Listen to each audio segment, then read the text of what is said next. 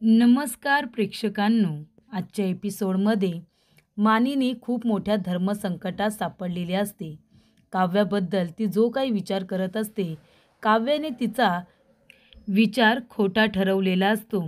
इथे आता जीवा म्हणालेला असतो की आई, पारदादाचा जीव वाचलाय फक्त देवामुळे नाही, देवावरच्या श्रद्धेमुळे नाही, तर काव्याच्या सुद्धा श्रद्धेमुळे.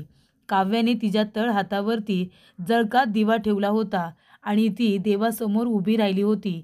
तिच्यामुळे, तिच्या प्रार्थनेमुळेच आपल्या पारदादाचा जीव वाचलेला आहे, असे इथे जीवा आता मानिनीला सांगतो. तेव्हा मानिनी म्हणते आपल्या मनामध्ये की तळहातावरती जळका दिवा ठेवल्यानंतर अंगाची किती आग होते, अंगाची किती लाहीलाही होते, हे माहिती आहे ना मला. म्हणजे हे काव्याने सगळं कसं काय सहन केलं असेल. मला हे सगळं माहिती आहे, कारण मी सुद्धा विक्रमसाठी हातावरती जळका दिवा ठेवलेला आहे. पण हे सगळं मी माझ्या प्रेमासाठी केलं, माझ्या सौभाग्यासाठी केलं. पण इथे तर काव्याचं एका दुसऱ्याच मुलावरती प्रेम आहे ना. आणि मग जर तसं आहे, तर मग पारसाठी तिने हे सगळं का केलं? पारसाठी ती काय विचार करते, याचा विचार आता मानिनी करत असते. त्यानंतर प्रेक्षकांनो, इथे आता अनिशाचा फोन आलेला असतो. अनिशा आणि काव्या दोघीजणी बोलत असतात आणि तेवढ्यातच इथे पार झोपलेला असतो. तो घोरत असतो. तेव्हा अनिशा म्हणत असते, काय गं काव्या, हा कसला आवाज येतोय ड्रिल मशीनसारखा? तेव्हा इथे काव्या म्हणते, अगं अनिशा, पार देशमुख झोपलेत ना, त्यांचा आवाज येतोय. तेव्हा अनिशा म्हणते, वा, म्हणजे पार देशमुख कुठेही झोपले तरी आवाज हा पाहिजेच वाटतं. तेव्हा काव्या म्हणते, काय, हॉस्पिटल असू दे नाहीतर घर, आम्हाला काही फरक पडत नाही, आम्हाला आवाज हा काढावाच लागतो. त्यानंतर प्रेक्षकांनो, इथे आता पार्थ घोरत असतो, पण काव्याला त्याच्या घोरण्याचा त्रास होत नाही. उलट तिला त्याची आता आवड वाटत असते. त्याच्या घोरण्याचं सुद्धा काव्याला कौतुक वाटत असतं. तेव्हा इथे आता अनिशा बोलत असते आणि तेवढ्यातच पारचा हात बेडच्या बाहेर येत असतो. तेव्हा काव्या धावत पळत जाते, त्याचा हात पकडते आणि पोटावरती सावकाश ठेवते. तेव्हा अनिशा म्हणते, काव्या, अगं काव्या, कुठे आहेस तू? तेव्हा काव्या म्हणते, हां बोलते मी. अगं इथे पार देशमुख यांचा हात आहे ना, तो आता बेडच्या बाहेर येत होता, तो मी व्यवस्थित ठेवला. तेव्हा अनिशा म्हणते, हो का? मला असं वाटलं आमची फिस्कारलेली मांजर बोक्याला बघण्यामध्ये मग्न झाली की काय, असं वाटलं मला. तेव्हा इथे काव्या म्हणते, अनिशा, असं काय नाही या, तुला एक संधी मिळाली की तुझं विमान हवेतच जातं. तेव्हा अनिशा म्हणते, नाही बरं ठीक आहे, मी गप्प बसते. पण तू सांग बरं मला काव्या, तुझ्यामध्ये इतकी हिंमत कुठून आली गं? तू तुझ्या तळहातावरती इथे जळका दिवा घेतलास, तू हे खरंच केलंस का? तेव्हा काव्या म्हणते, अनिशा, मला सुद्धा माहिती नाही गं, म्हणजे माझ्यात ती हिंमत खरंच कुठून आली. म्हणजे मी कुणासाठी तरी जळका दिवा हातावरती घेईन, मनापासून एवढं व्रत करेन, असं मलाही वाटलं नव्हतं. माझ्यामध्ये कुठून ती ताकद आली, कुठून मी तो दिवा घेतला आणि तो सुद्धा घेऊन मी हातावरती उभे राहिले होते. तेव्हा अनिशा म्हणते, काव्या, मी आता परत बोलले तर तू म्हणशील की सारखं सारखं मी तेच म्हणते. पार्थला त्रास झाला तर तुला त्रास होतो. त्यांना इथे वाईट वाटलं की तुला वाईट वाटतं. हे प्रेम नाही आहे तर काय आहे काव्या, सांग बरं तू. याला प्रेमच म्हणतात. तेव्हा काव्या पारचा हात हातात घेते आणि म्हणते, मी जे काही वागते त्याला प्रेम म्हणतात का? आणि तिच्या हाताकडे बघत असते.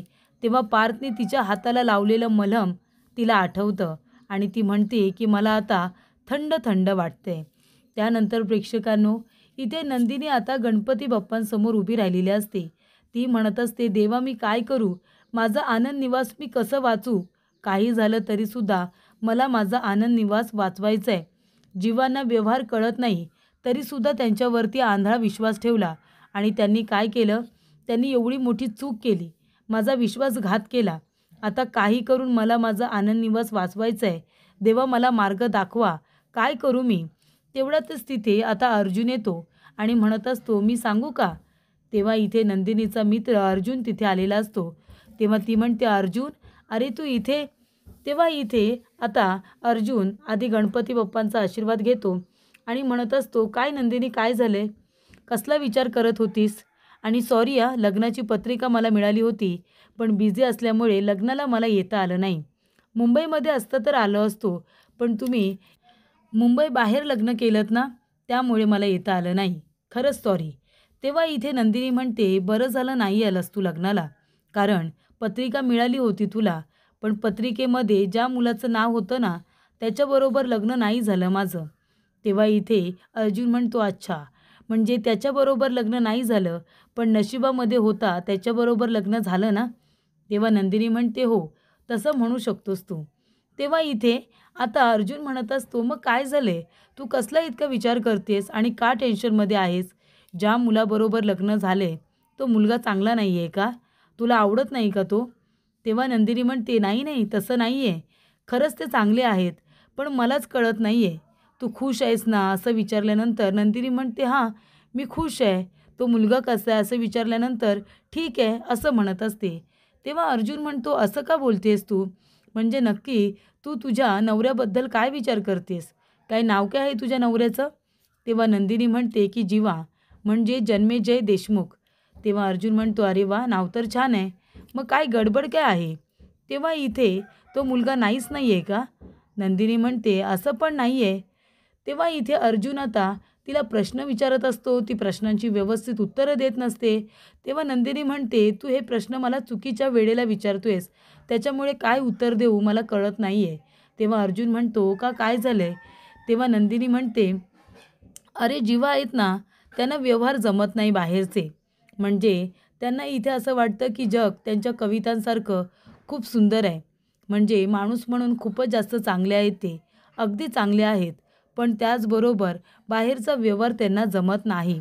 त्यांना लोकं फसवून जातात, ते सुद्धा त्यांना कळत नाही. म्हणजे कविता उत्तम करतात ते.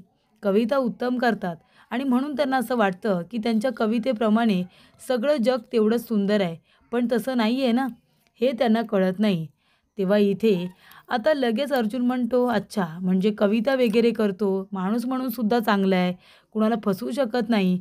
मग अजून काय पाहिजे? याचा अर्थ माणसामध्ये काही प्रॉब्लेमच नाही आहे. जे काही घडलंय ते चुकीच्या वेळेमुळे घडलंय ना. जे काही घडलंय ते चुकीच्या वेळेत घडलंय म्हणून तू तसा विचार करतेस. पण मी काय म्हणतो, प्रत्येक माणसाला एक संधी दिली पाहिजे की नाही? नंदिनी म्हणते, की गोष्टी आता डिव्होर्सपर्यंत पोहोचल्यात. काय बोलायचं? तेव्हा इथे अर्जुन म्हणतो, की मी सुद्धा मेरीला डिव्होर्स देणार होतो. पण आयुष्यामध्ये सगळ्यांना एक संधी नक्की मिळते आणि कुणी ना कुणीतरी आपल्या आयुष्यामध्ये तो गोल्डन चान्स घेऊन येत असतो. जसा मी आलोय तुझ्याकडे. देवाने तुला आशीर्वाद द्यायला सांगितले आणि हे घे तुझं गोल्डन तिकीट आणि तू तुझ्या जीवांना एक चान्स तू नक्की दे. गोष्टी डिव्होर्सपर्यंत जाता कामा नये. माझा आणि मेरीचा सुद्धा डिव्होर्स होत होता, पण मला ती एक संधी मिळाली आणि मी डिव्होर्स कॅन्सल केला आणि आता मी आनंदी सुखाने तिच्याबरोबर आहे की नाही, म्हणून मी तुला म्हणतोय डिव्होर्स वगैरे देऊ नकोस. त्यानंतर प्रेक्षकांनो अर्जुन गेलेला असतो. तेव्हा इथे नंदिनी आता रूममध्ये येते. जीवाचा तिला धक्का लागतो. दोघे एकमेकांना सॉरी सॉरी म्हणत असतात. तेव्हा इथे जीवा म्हणतो, सॉरी नंदिनी, आत्तासाठी सुद्धा आणि हे बघ मी जे काही वागलोय त्याच्यासाठी सुद्धा. पण मी तुला पुन्हा एकदा तेच सांगेन. हे बघ नंदिनी, मी खरंच मुद्दामून काही केलेलं नाही आहे. तुला त्रास देण्यासाठी वगैरे मी काही केलेलंच नाही आहे. मी असं का करेन? ती लँड त्या लोकांनी आधीच खरेदी केली होती. मी फक्त खूपच जास्त एक्सायटेड होतो म्हणून त्याच्यावरती न बघता न वाचता सही केली. एवढीच काय ती माझी चूक आहे. बाकी मी मुद्दामून असं खरंच काही केलेलं नाही आहे. प्लीज माझ्यावरती विश्वास ठेव. तेव्हा नंदिनी म्हणते, विश्वास? आता मला पुन्हा कुणावरतीच विश्वास नाही ठेवायचा आहे जीवा. तेव्हा इथे जीवा म्हणतो, नंदिनी, हे सगळं माझ्यामुळे घडलं आहे ना, माझ्या चुकीमुळे घडलं आहे ना, मग मीच सगळं नीट करेन. मी खरंच सांगतोय, मी सगळं नीट करेन, तू नको काळजी करू. तेव्हा नंदिनी म्हणते, जीवा, काय नीट करणार आहात तुम्ही आता? काही नीट होणार नाही आहे. तो म्हणतो, एक संधी दे ना मला, फक्त एक संधी. माझ्यावरती विश्वास ठेव, मी सगळं नीट करेन. ती म्हणते, आता मला एक संधी तुम्हाला द्यायचीच नाही आहे. तेव्हा जीवा म्हणतो, का? तुझा आता माझ्यावरती अजिबात विश्वास नाही आहे म्हणून ना? तेव्हा नंदिनी म्हणते, जीवा, असा अजिबात नाही आहे. माझा तुमच्यावरती आंधळा विश्वास होता. मी नाही ठेवला का तुमच्यावरती विश्वास? पण आता मी काय करू? परिस्थिती काय ओढावली आहे तुम्ही बघताय ना. तुमच्यावरती विश्वास ठेवला तर मी आणि माझा आनंद निवास पुरतं हादरलं तुमच्या निर्णयामुळे. अजून मी धक्का सहन करू शकणार नाही. तेव्हा इथे जीवा म्हणत असतो, मी काही मुद्दामून नाही केले नंदिनी. तेव्हा इथे नंदिनी म्हणते, मी कुठे म्हणते तुम्ही मुद्दामून केलेत? तुमची या सगळ्यामध्ये काही चूक नाही आहे असं सुद्धा मी म्हणेन. ठीक आहे, तुमची काही चूक नाही आहे जीवा. तुम्ही ते पेपर न वाचता सही केली ठीक आहे. पण तुम्हाला माहिती आहे याचे परिणाम काय झालेत? तुमच्या एका चुकीमुळे काय परिणाम झालेत? आता बघा, 10व्या ॲनिव्हर्सरीला आम्ही इथे पूर्ण सजावट केली होती. म्हणजे आनंद निवासला 10 वर्ष पूर्ण झाली. 10th ॲनिव्हर्सरी निमित्ताने जे काही डेकोरेशन करण्यात आलं होतं ते आम्ही तसंच ठेवणार होतो. कारण 2 दिवसानंतर इथे जे भाटे काका काकू आहेत ना, त्यांच्या लग्नाची 50वी ॲनिव्हर्सरी होती. तीसुद्धा आम्ही तिथेच साजरी करणार होतो.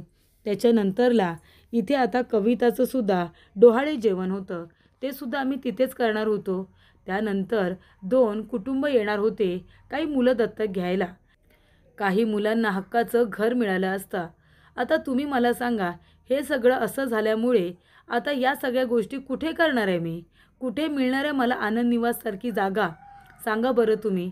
आनंद निवास हे माझं जग होतं आणि तुमच्या एका निर्णयामुळे माझं संपूर्ण जग उद्ध्वस्त झाले की काय, असं मला वाटतंय.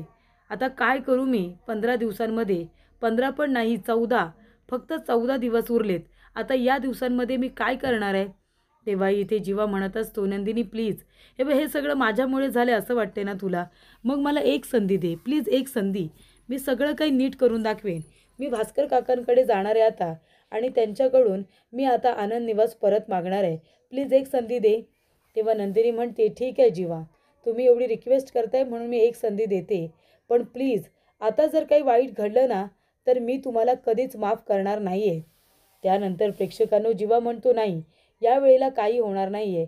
मला अशी एवढी मोठी ठेच लागली ना की मी खडबडून जागा झालो आहे आता, आणि आता पुन्हा माझ्याकडून कुठलीही चूक होणार नाही, असं इथे जीवा म्हणतो आणि लगेचच तो कामानिमित्त बाहेर पडतो. तेव्हा प्रेक्षकांनो नंदिनीला सुद्धा वाईट वाटत असतं जेव्हा सारखा जीवा इथे तिची माफी मागत असतो. त्याचबरोबर प्रेक्षकांनो इथे जीवा नंदिनीचं बोलणं रम्याने ऐकलेलं असतं. तेव्हा रम्या धावत पळत येते आणि आपल्या आईला म्हणत असते, अगं आई, तुला माहिती आहे का, नंदिनी आणि जीवाचं भांडण मिटलं. तेव्हा इथे वसू म्हणते, काय, त्या दोघांचं भांडण मिटलं एवढ्या लवकर? तेव्हा इथे आता रम्या म्हणते, नाही मिटलं असं नाही गं, पण मिटल्यातच जमाय. कारण का त्या जीवाने आहे ना नंदिनीकडे एक संधी मागितली. तो म्हणतो, हे सगळं माझ्यामुळे झाले ना, मला एक संधी दे, मी सगळं काही नीट करून दाखवेन. आणि तो भास्कर काकांशी बोलायला सुद्धा जाणार आहे. मला तर असं वाटते आई की तो भास्कर काकांना कन्व्हिन्स करेल आणि ते कन्व्हिन्स झाले तर. तेव्हा इथे वसू म्हणत असते, नाही नाही, तसं काही होणार नाही आहे. त्या भास्करला नंदिनीकडून बदला घ्यायचा, बदला. नंदिनीकडून एकदा का बदला घेतला की मग तो जीवाचं तरी ऐकतोय का? अजिबात तसं काही होणार नाही. आणि आता तर मी त्या भास्करला फोन करून एक महत्त्वाचा प्लॅनसुद्धा सांगितला आहे. तरी इथे जीवामध्ये आणि नंदिनीमध्ये आता असं भांडण लावून द्यायचं ना की त्यांचं हे भांडण कधी मिटलंच नाही पाहिजे. आता जीवा गेलं सगळं चांगलं करायला, पण त्याच्यातून सगळं वाईट कसं घडेल ना, असंच बघूया आपण. त्यानंतर प्रेक्षकांनो इथे आता रम्याला खूप आनंद होतो वसूचा प्लॅन ऐकून. इथे आता जीवा आणि नंदिनीला एकमेकांच्या विरोधात उभं करण्यासाठी तिने अजून एक प्लॅन तयार केलेला असतो. त्यानंतर प्रेक्षकांनो इथे आता रम्या म्हणत असते की आई, तू खूपच जास्त हुशार आहेस गं, खूपच जास्त. तेवढ्यातच पार्थ हॉस्पिटलमधून डिस्चार्ज घेऊन घरी आलेला असतो. विक्रम काका आणि इथे काव्या दोघेजणं पार्थला घरी घेऊन आलेले असतात. तेव्हा इथे मानिनी त्याचं औक्षण करते, त्याची दृष्ट काढते आणि म्हणते की माझ्या मुलाला, माझ्या लेकाला कुणाची दृष्ट लागायला नको. तेव्हा इकडे आता काका म्हणत असतात, विक्रम काका, अगं मानिनी काय बोलतेस तू हे? आपल्या पार्थला कुणाची दृष्ट लागणार आहे? काव्यासारखी बायको त्याच्या पाठीशी जर खंबीरपणे उभी असेल तर कुणाची दृष्ट लागणार नाही आपल्या पार्थला. त्यानंतर प्रेक्षकांनो इथे आता पार्थ हॉस्पिटलमधून आल्यानंतर सगळेजण त्याच्याकडे प्रेमाने बघत असतात. कारण मरणाच्या दारातून तो परत आलेला असतो. त्याची आठवण मात्र सगळ्यांनाच असते. त्यानंतर इथे आता विक्रम काका म्हणतात, चला आता आतमध्ये जाऊया का? अरे हां, जीवा कुठे गेलाय? जेव्हा गरज असते तेव्हाच नेमका जीवा घरात नसतो. तेव्हा इथे नंदिनी म्हणत असते की बाबा, ते कामानिमित्त थोडे बाहेर गेलेत, एक काम आले त्यांना, तेव्हा ते बाहेर गेलेले आहेत. त्यानंतर प्रेक्षकांनो इथे विक्रम काका आणि काव्या दोघेजण आता पार्थला पकडून घेऊन येत असतात. तेव्हा इथे मानिनी आरतीचं ताट वसूच्या हातामध्ये देते. तेव्हा इथे वसू म्हणत असते, पार्थ, अरे कसं आहेस बाबा? तू हॉस्पिटलमध्ये होतास ना, जीव किती कासावीस झाला होता तुला माहिती आहे का?